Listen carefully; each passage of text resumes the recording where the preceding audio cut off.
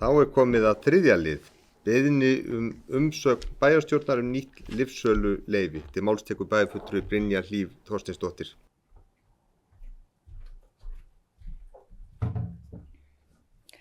Forseti, ágætu bæjarfulltrúar, hér komið að dagskrá erindi dagsett 2. júní þar sem Kristinn Páll Sigurbjörnsson fyrir hönd Lyfjastofnunar óskar umsagnar umsókn nýtt lyfsöluleyfi fyrir nýja lyfjabúð að Sunnuhlíð 12 á Akureyri.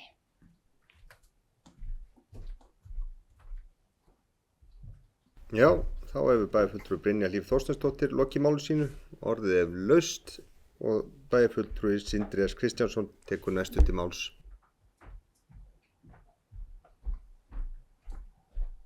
Já, þá getur forseti og góði bæjarfulltrúi, það kemur kannski ekki eða kannski kemur einhverjum óvart að ég kveði með hljómsveitamál en ljósi aldrei svo fyrir starfa, það væri kannski pínu skrítið að ég myndi ekki gera það. Það vill jú þannig til að ég eyddi það byrja 10 árum ævinnar í starfi hjá þessari ríkisstofnun sem hér leggur fyrir okkur mál til umsagnar. Og ég þekki því ákveðlega til þessara reglna sem á reynir hérna. En ég var búinn að skrifa upp langa og leiðilega svona nöldurræðu yfir því hvernig við erum að taka, hvernig málsmeðferðin á þessu máli hérna. En þú veist, það liggja alveg fyrir fordæmi þess efnis að taka nákvæmlega svona erindi fyrir beint á bæjarstjórn.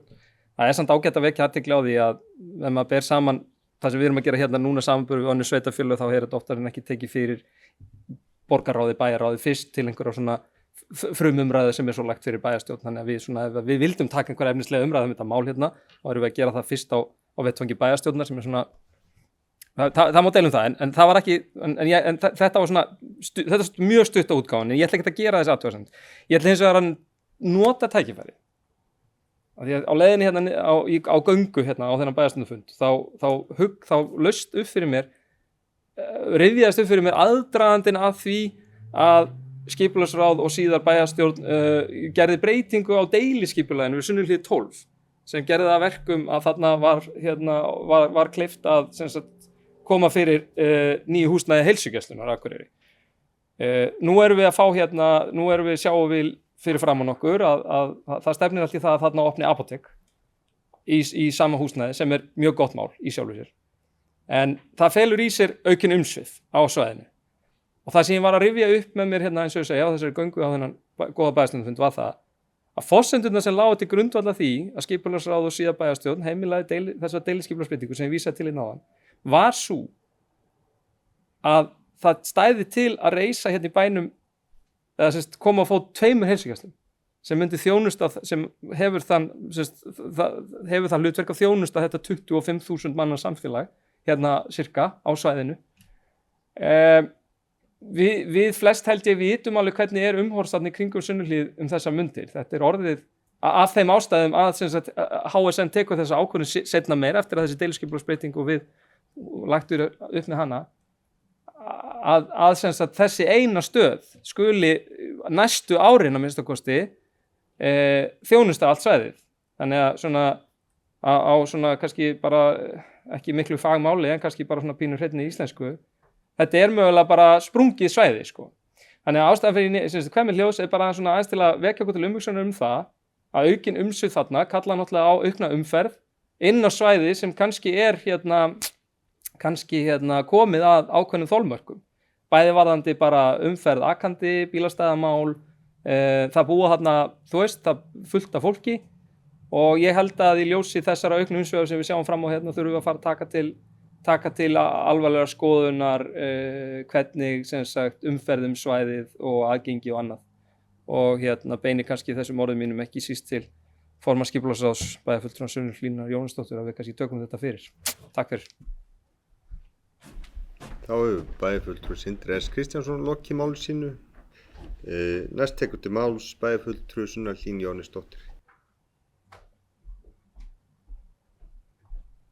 Forseti, ágætu bæjarfulltrúar, hélt reyndar ekkert að ég færi hérna upp að ræða þetta mál.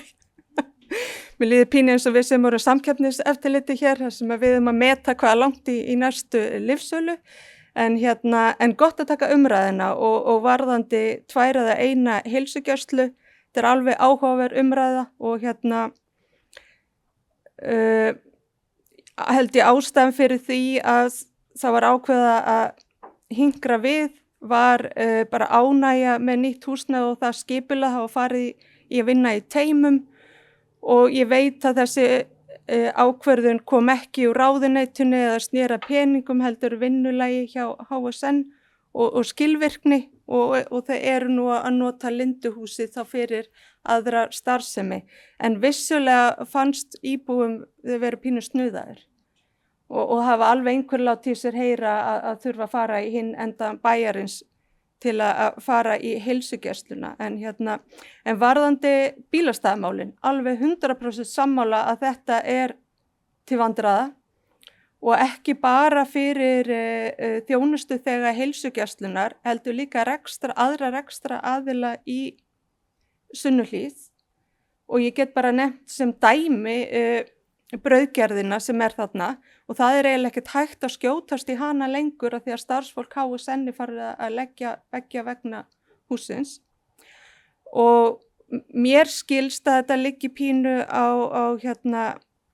borði, þetta eru reytir eða ekki sem á húsna eða, já og þeir skuldi allavega 20 bílastæði en við þurfum bara að fara í þetta samtal og enn og aftur hagsmunagæslu fyrir okkar íbúa að það veri farið í þetta mál og það skal sko sannarlega ekki standa á skipulaginu eða okkur að fara í að redda þessu bílastæðamálum af því að þetta er ótækt eins og þetta er núna. Takk. Já, hefur bæjarfulltrúi Sunna Hlín Jónasdóttir lokið máli sínu, orðið er laust. Ef enginn kveður sér hljóðs þá er umræðum lokið og tillagan er þá þessi: bæjarstjórn Akureyrar gerir ekki athugasemd við að lyfsöluleyfið verði veitt. Þeir sem geta staðfest gefi merki. Og það er staðfest með öllum greiddum atkvæðum.